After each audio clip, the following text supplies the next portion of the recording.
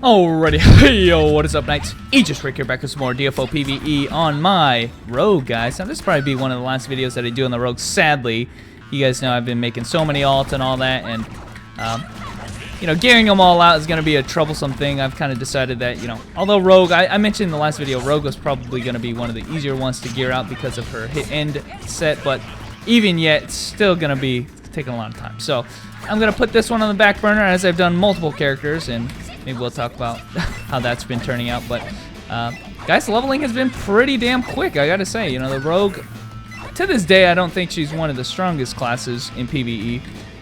Been having played through so many already. But I do think that she was a fun one to get to this point. There were a lot of characters I played, maybe Swordmaster, Vagabond, and Weapon Master, for instance.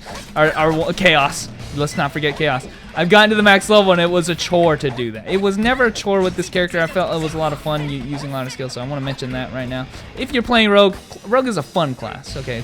It's not one that ever gets boring. It may not be, like, as strong as, like, your Chaos or something, but it's still a lot of fun, you know? And if you got a good weapon, you can kick major ass, so...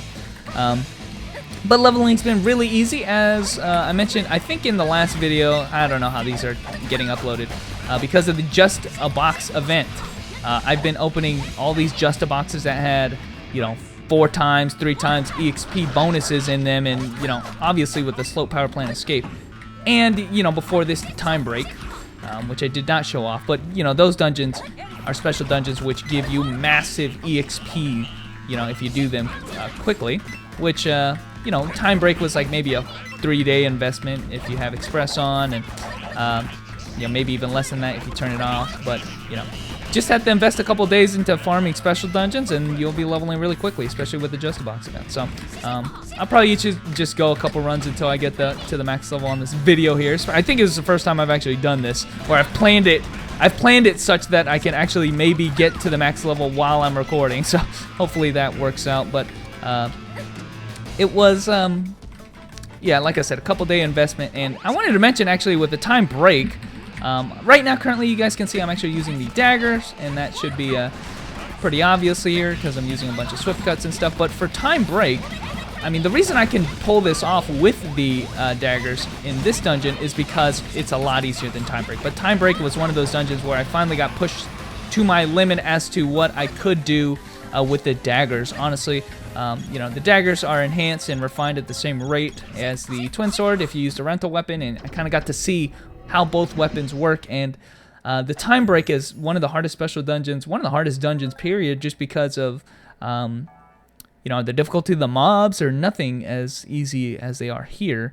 And I'm gonna go ahead and switch to the twin swords. I mean, we did a comparison video last time, but I kind of got pushed to the dagger's limits, honestly. The dagger is a nice weapon for killing regular mobs or mobs that aren't as strong as those that you might find in the Time Break, but it's just the damage, as well as the fact that the hit end activator uses up all the contact points at once. Both of those in conjunction mean that you're going to be doing a lot more damage, and that damage was necessary in Time Break for me to even be useful, I feel like. So, I mean, if you're going to make a decision to, you know, pick a PvE weapon, maybe twin swords is going to be your go-to bet, just because if you want to do the higher end content, it's just going to be doing more damage for you in the long run. I mean, hopefully I can show that off. I think, you know, maybe I might be wrong about that, but it feels like that was the case. It's going to be hard-pressed to find like a PvE dagger, I think,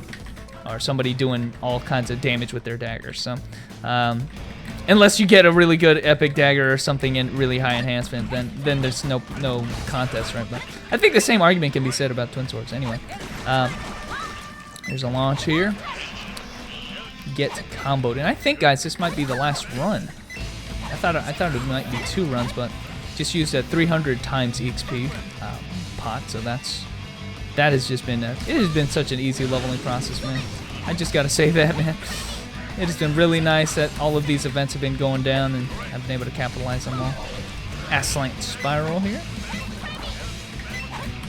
I'm going to be happy I get another character. Now, another thing I probably should mention is that I believe now I mean, as far as I've heard, and I guess we'll confirm here, you know, before, you used to get 500 demon invites for getting to the max level. You still do, but the demon invites aren't bound onto the character. They aren't character bound. I believe you get a box this time that is account bound instead, so I'm kind of interested as to what I get there. Because I gotta be honest, that would be really convenient whenever you make alts. You can actually benefit your main character by, you know, handing it over to that character, right? You can get them. You can just, instead of having to be forced to use it on this character, you can get them on another character, which is really nice. You know, it would suck really bad if you're playing a main character and this was just one of your alts and stuff, and you get an epic that you want on your main character. So, you know, you never want to be in that position where you're just like, oh shit, I coulda, shoulda, woulda, you know. So we're gonna find that out hopefully right here after this run. I can't promise you anything. We could get it. So, and I almost forgot to turn on my awakening here. That massive damage on that hurricane is too much for me to handle, dude. And another thing, you get the chainsaw rush add-on if you're using the twin sword. So another damage boost right there, and we're not even using the charged version. And guys, we're not max level, so I thought I predicted incorrectly. I think I had a stronger EXP potion right before this, so I think we're gonna end it off on the daggers, just because that's my primary. I like the daggers more. And this is, like I said, this is not that hard of a dungeon for me to have the daggers, but we'll check out that. I really am curious a little bit on whether or not we're gonna get demon invites, or are we gonna get demon challenges, or what? So let's go ahead and switch dungeons again now. I am choosing to redo the first stage. This is the most time efficient EXP dungeon in the entire game. In terms of how fast you can get to the boss and how much EXP you get for it. How much EXP you get for it. So it is the most time efficient dungeon in the entire game. Now a lot of people I've heard you know, argue that the second dungeon gives like the most EXP. You should farm the second dungeon, and I believe it gives slightly more EXP because there are more rooms. There are a lot more rooms. I will concede to that, but the bombs themselves give less EXP. So it's not a matter that you're getting overblown way more than the first room or the first dungeon here, just because you have more mobs and more rooms to kill. So it is scaled pretty well, and I already did get to the max level. That was pretty anticlimactic. I gotta be completely honest with you. I wanted to try to get it on the boss, but guys, we got it on the Magtonium room. Remember, Rick's Rogue got a max level in the fucking Magtonium rooms. Those guys that have 1 HP, I farmed on them. But anyway, guys, I'm kind of excited. So yeah, that is you know, a lot of people say that the second room is the best, and it is for EXP, like total EXP, but it takes a lot more time. So I'm all about time efficiency, man. So just for a marginally better EXP on dungeon clearance and mob kill and all that, is not worth it in my opinion. So considering you might save yourself like half a bars of stamina or something. I don't know. It's like not worth it at all. It's kind of like the argument between express and non-express too. It's like marginally different. It's like, oh, I gotta wait one more day to get max level instead of you know, just 5 more seconds by doing this dungeon or something. I don't know, or 5 more minutes. I don't know. I don't really know a good comparison to that. You guys understand what I'm saying, so. But happy I got max level, and I don't know what else to do on this character. Honestly, I'm kind of considering like I could do the hit end route, or it could just become one of my TOD slaves, which I am having a little bit of trouble on TOD.